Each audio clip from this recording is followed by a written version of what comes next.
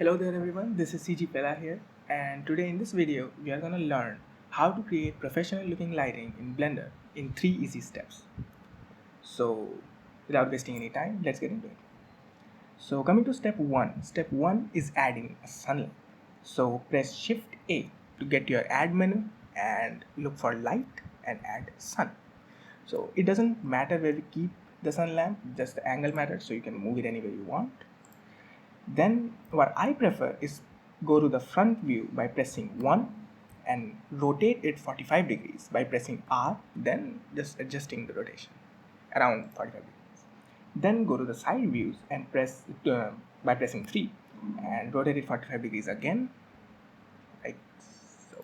And then go to the top view by pressing 7 and it's already 45 degrees up on our main subject. The next thing we want to do is, if you look closely at the shadows here, you can see it's really sharp, and we don't want that sharpness in our shadows. Now this is sometimes useful like in the noon time and stuff, but we don't need that. We want it to be soft. So to get that soft shadow feeling, what you have to do is go to the light settings, and under the strength there is a parameter called angle. This angle determines the softness of the shadows. So the lower the angle, the sharper the shadows. As you can see, this is now knife sharp. And if you increase it, you will see gradually that the shadow gets softer and softer. So we need a soft shadow like that. I usually prefer to keep the angle of my sun lamp higher because in under almost all scenarios it looks really good. 20 maybe? No, 30. 35. It looks nice. Yeah, so step 1 is already complete. So coming to step 2, we are going to add a round cube. Yes, so again press Shift A to go to your add menu, go to mesh and add round cube. This round cube is going to be a mesh with emission shader so that we get proper lighting. After adding your round cube, what you want to do is go to edit mode by pressing tab. It's starting to get a little slow, and go to the vertices selection. Go to wireframe mode by pressing Z and selecting wireframe, and press A to unselect your vertices. Then you can box select by pressing B and making a box to select the vertices in the front. Front means in front. Yeah. So select these vertices and delete them. The right, in this case, the front means the right half. You can see front here. And on the next part, delete the bottom half of the vertices. So now you get this quarter square thing, which you have to scale a little to get a nice mesh. This round cube should surround your main subject, and I will scale it in Y a bit by pressing S and Y to scale it in only the Y direction.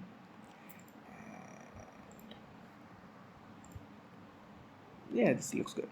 So this step, this you can add a modifier subdivision surface and add shade smooth. I like to do it. I don't know if this changes anything or not. But now the problem is, if you go to your render mode, you can see this mesh that we don't want. We don't want the mesh. So what we're going to do is we are going to go to the object properties panel under the word object properties and go to visibility. Under this visibility, there is something called ray visibility, and under it uncheck camera and shadows. Once you do it, you can see it's gone from the rendered mode, but it's still visible in the viewport mode. So what I'm going to do to make it vanish, we are going to, in the same object properties mode, we are going to go under viewport display and look for the display as, and it's set to texture by default. We are going to change it to wire mode, and boom, it's vanished. So now what I'm going to do is add a material. Go to the material panel and create a new material. You can name it if you want to. and add an emission shader. As you can see, the carrot is already being highlighted and it already looks soft and nice. So I'm going to reduce the light a bit just to make sure that the shadows appear. 0.6 maybe. Yeah, this looks good. So with this, our second step is complete, adding the backlight. Now the third step is adding the highlights, which is again adding a mesh. Now the mesh is going to be a torus. Yes. What I'm going to do is again shift A to get your adding menu, mesh and torus. If you add this, you'll see you get a nice looking torus here. You can see.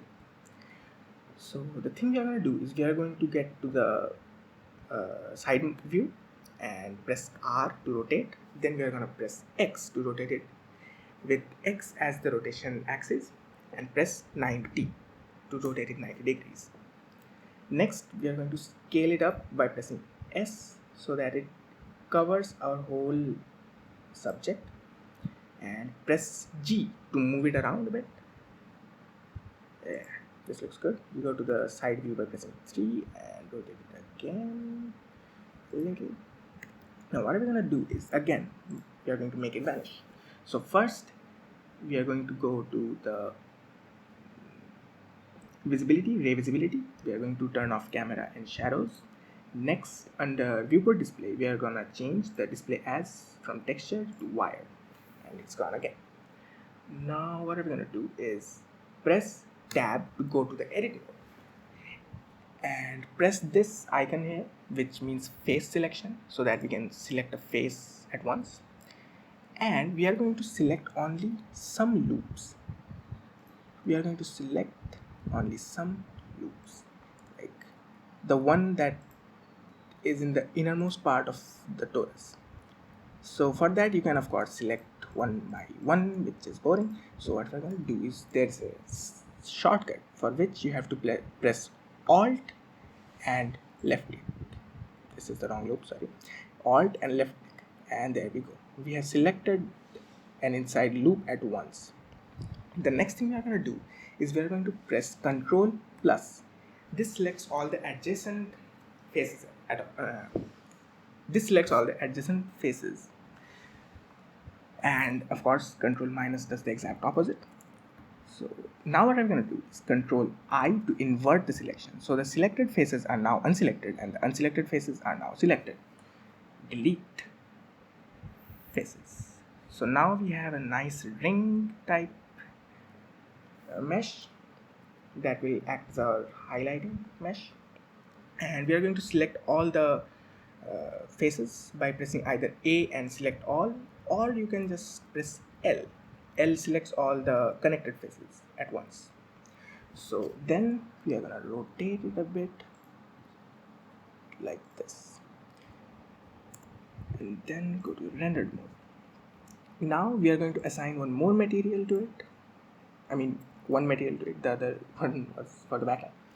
So we are going to apply the emission shader and change the color to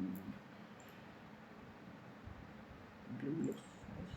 Change the color to, I don't know, yellow. I'm going to keep it yellow because it looks nice. So as you can see, the carrot is already looking highlighted and nice, but there are some problems. Like if you look closely, there is this weird lighting in the floor that we don't want. Plus I don't really want this lighting to cover the heart. So the thing I'm going to do is go to edit mode and again press Alt plus left click to select a single loop, and like the previous time we are going to press Ctrl plus, keep on pressing Ctrl plus to select more and more of these adjacent faces, and maybe not so much, then delete them. As you can see, the weird lighting on the floor is gone and on your carrot is highlighted, and here on the top I also don't want too much lighting on the heart, so again select and Ctrl plus and delete the faces. So maybe this one.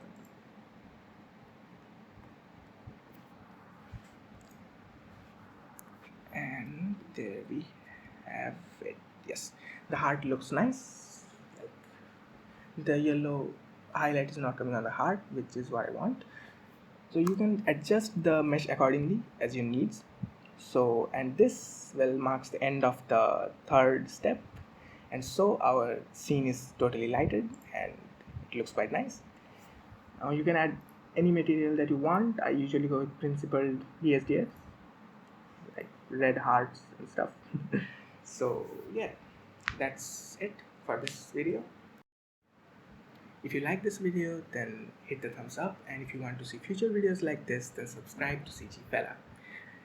Also, if you have any suggestions for the future videos, then make sure to leave them in the comment section below, and I will see you in the next video.